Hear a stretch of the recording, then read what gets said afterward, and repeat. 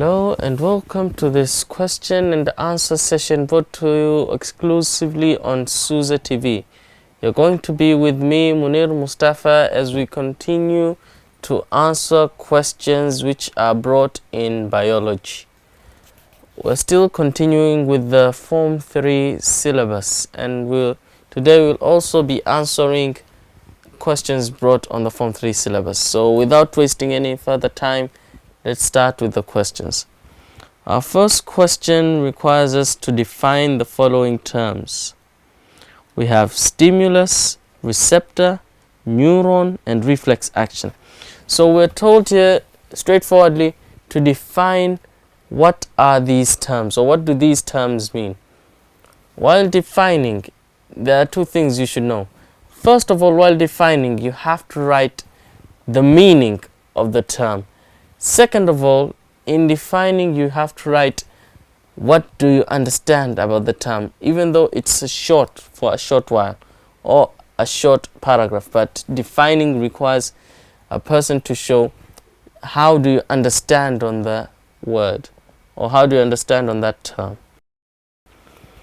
So for instance, we have the stimulus. We know what a stimulus is, but the stimulus is nothing more but the change in an external or internal environment, that is inside or outside the body. So that is what a stimulus is. So a stimulus is any change which occurs either inside the body or outside the body. That is what a stimulus is. We have a receptor. A receptor is also nothing but a cell that can sense something about its environment. That is, a receptor is any cell which can sense the change in environment. That is, it can sense a stimulus. So we have receptor cells. In the body there are many receptor cells which are the pain receptors, we have the heat receptors, pressure receptors, and all of these receptors inside the body have the singular job of detecting the changes or detecting stimuli which occur to the body. We have a neuron. What is a neuron? We all know that a neuron is nothing but a special type of cell which is highly sensitive or responsive to stimuli. So a neuron is nothing but a special type of cell which is very sensitive to any slight change in stimulus. So if there is a change, or if a stimulus occurs to the body, the neuron is very sensitive to it. So the neuron is a special cell which is very sensitive to the changes of the environment. That is, it is very sensitive to stimuli. And we have a reflex action.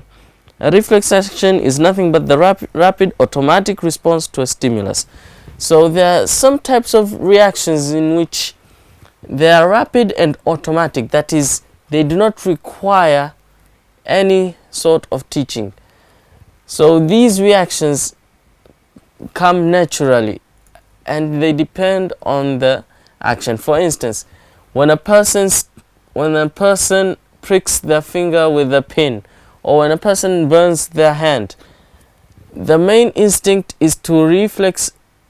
The main reflex action is to remove the hand quickly from the heat source. So that is what a reflex action is. That's an example of a reflex action. Our second question tells us to draw a reflex arc and show what happens in the reflex arc. So this question has two parts. The first part, you have to draw a reflex arc, and the second part is to show what happens in the reflex arc. So you can show what happens first, like this, or you can draw first and then show what happens. So in showing what happens in a reflex arc, you can just show it by saying, first of all, a stimulus is sensed by a sensory receptor in the skin.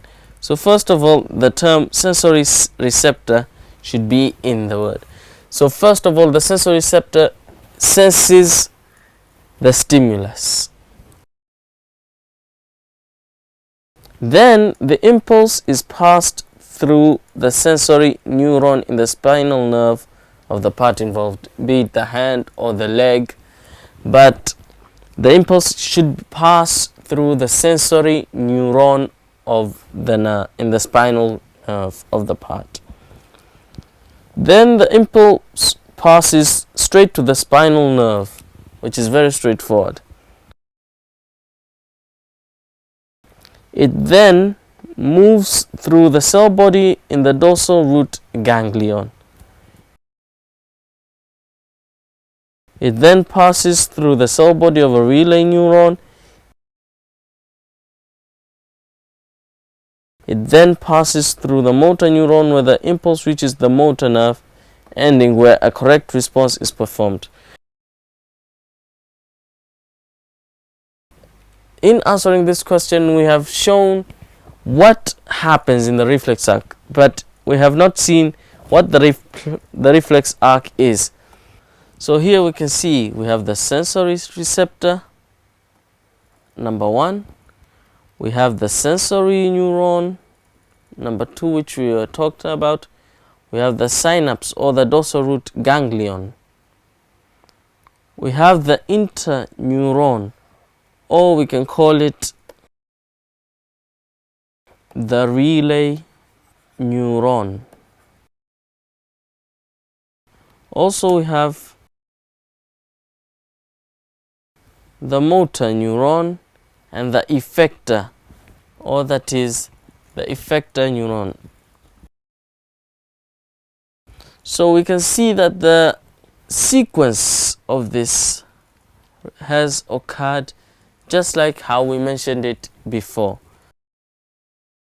So in drawing a reflex action, you can draw something like this, and then you can label it just like this. You can just label it like this. So here we have seen what the reflex arcs looks like. We have the receptor, we have the sensory neuron, we have the synapse or the dorsal root ganglion. We can see the interneuron, that is the relay neuron. We can see the motor neuron and the effector. So here we can see how the spinal or the impulse moves, as seen by the red arrows and the blue arrows. The red arrow shows the impulse through the sensory neuron up to the synapse, that is the dorsal root ganglion in the spinal cord, and the black or blue arrows show the impulse which move towards the effector. So answering a question like this, you can answer it just like this. So moving ahead to the third question, we're asked to explain how we see using the eyes. So a question like this shows or requires a person to explain just what happens to the eyes when a person sees. So the effect of seeing or the action of seeing, what occurs during the action of seeing. So you can explain it by using a paragraph method just like this. Light rays from an object travel through the cornea.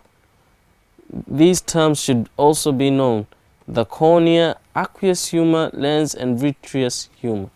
In the process, they are bent or refracted and finally fall onto the retina to form an image. When light strikes the photoreceptors, impulses are created in the sensory nerve fibers, which join to form the optic nerve.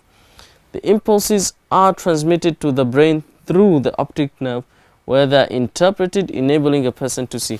So first of all, we can see that light rays from the object travel to various parts in the eye.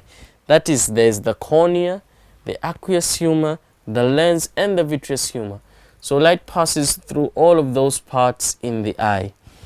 After that, they are bent or they are refracted, in which they fall onto the retina and form the image. But the image formed on the retina is upside down or a real image.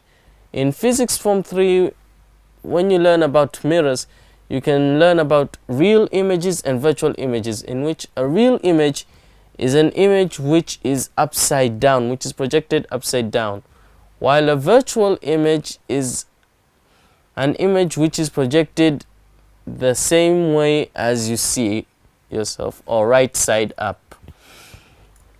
So when they finally fall on the retina, the photoreceptors inside the retina create impulses which move on to the sensory nerve fibers, creating the optic nerve. So the optic nerve is made up of many sensory nerve fibers.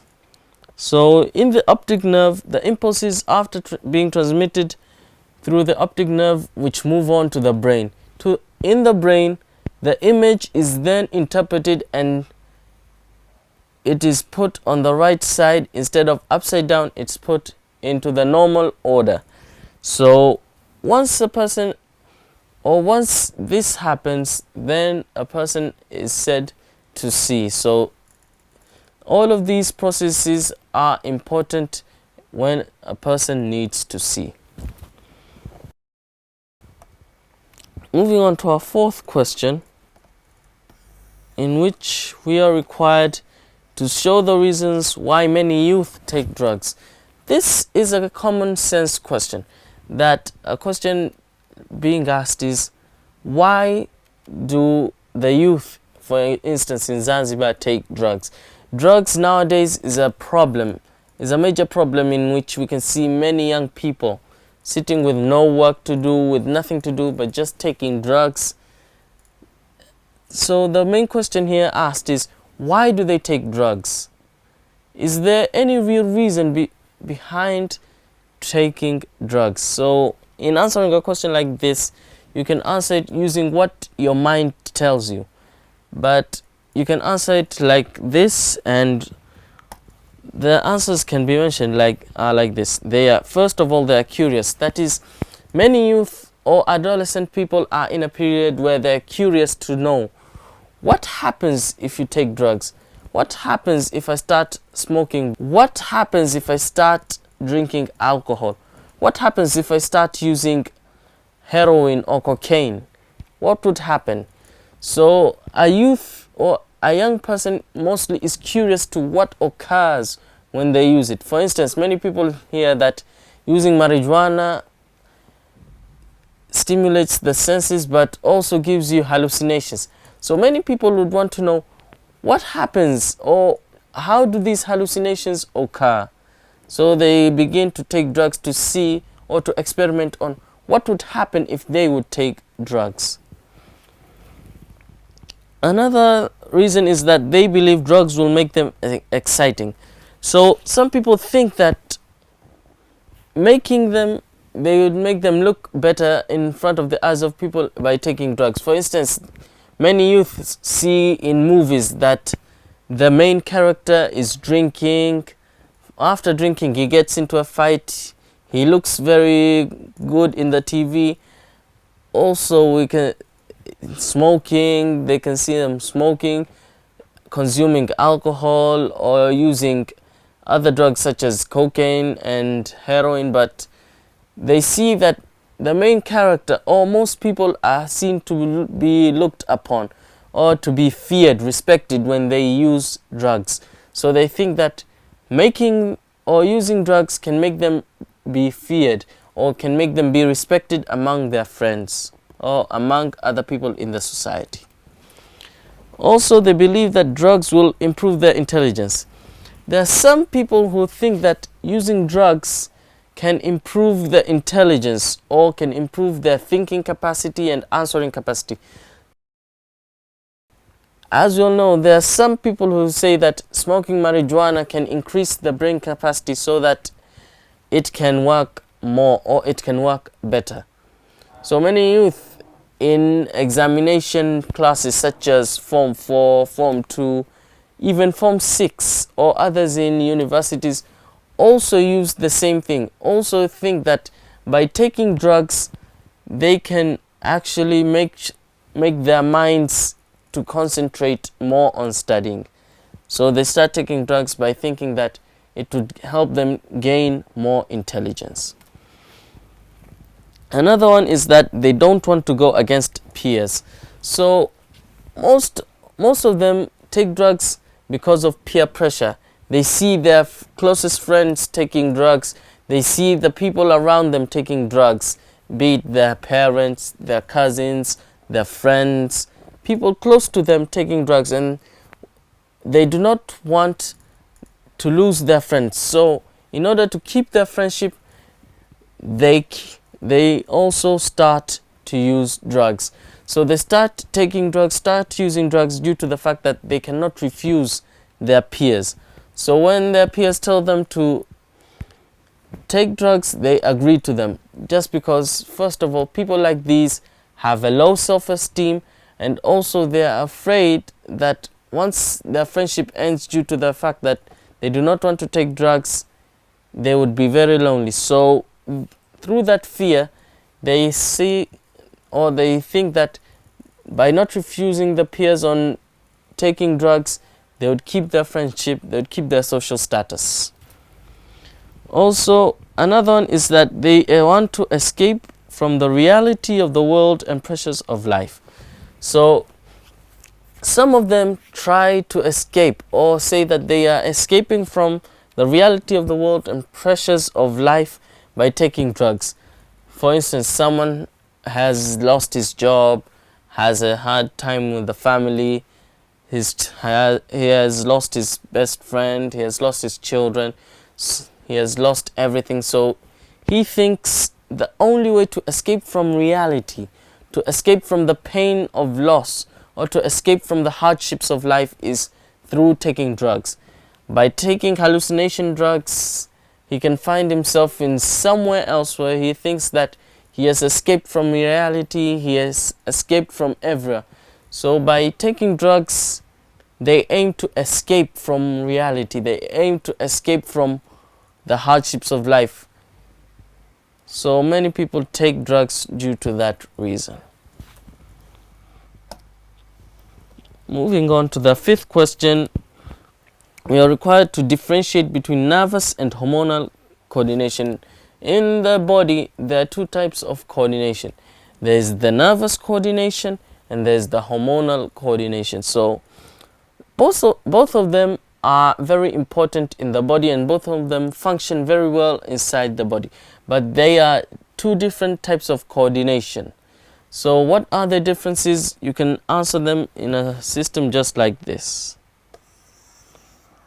Like drawing a table and showing in each column one type of coordination. For instance, we have nervous coordination in one column and hormonal coordination on the other column.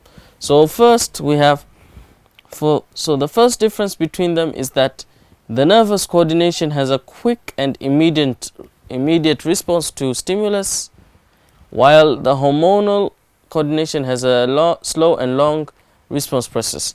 So the nervous coordination, if anything or if a stimulus occurs in the nervous coordination, there's a quick response as the impulse travels very fast to the brain and an action is initiated quickly.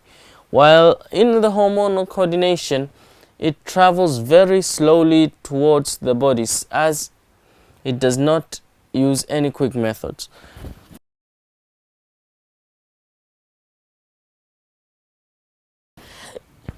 The nervous coordination involves special cells, that is the neurons, while the hormonal coordination does not involve special cells. So in nervous coordination, there are the neurons, they are the special cells which are used to transfer information from one place to another. While in hormonal coordination, there are no neurons, so there are no special cells to transfer or to convey messages from one place to the other. In the nervous coordination does not need blood for conduction of nerve impulses. So in nervous coordination, blood is not needed for the conduction of nerve impulses, as nerve impulses are conducted through neurons. As nerve impulses are conducted through the neurons, there is no need for blood to be used. But in the hormonal coordination, blood for transportation of hormones to different parts of the body is needed. So the main transport medium for hormones is blood. So the hormones pass from one part of the body through the bloodstream to the other part of the body.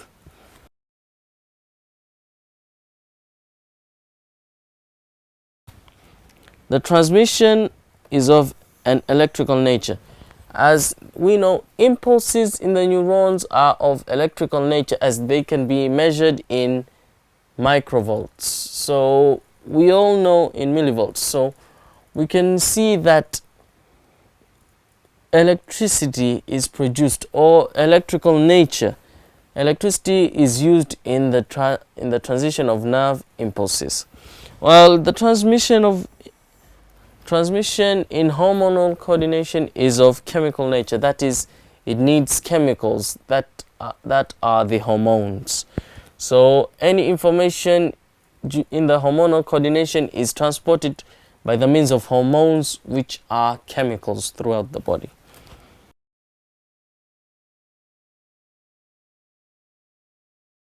A nervous coordination. A nervous coordination is the type of coordination which involves neurons to react to a certain stimulus. So the neurons are used to react. So in nervous coordination, neurons are needed, or neurons are the ones which are used to react to the certain stimulus. While in hormonal coordination is the coordination which uses hormones to react to a certain stimulus. So there are some certain stimuli which occur which need hormones to be reacted. For instance, in nervous coordination, there is a quick response. For instance, if a person burns his hand, the nerves or the neurons pass the information quickly to the brain, and which a message is sent out for the hand to be removed. But for instance, while fighting a person, while during fighting or during of intense excitation, adrenaline is produced.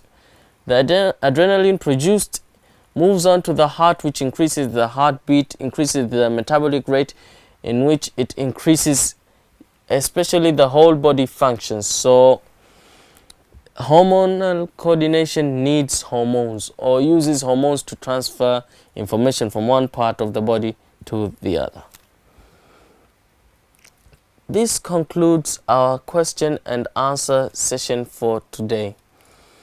Join us next time as we continue to look on questions in biology which are based on the Form 3 syllabus. You are with me, Munir Mustafa. We tell you thank you and have a nice day. Join us next time.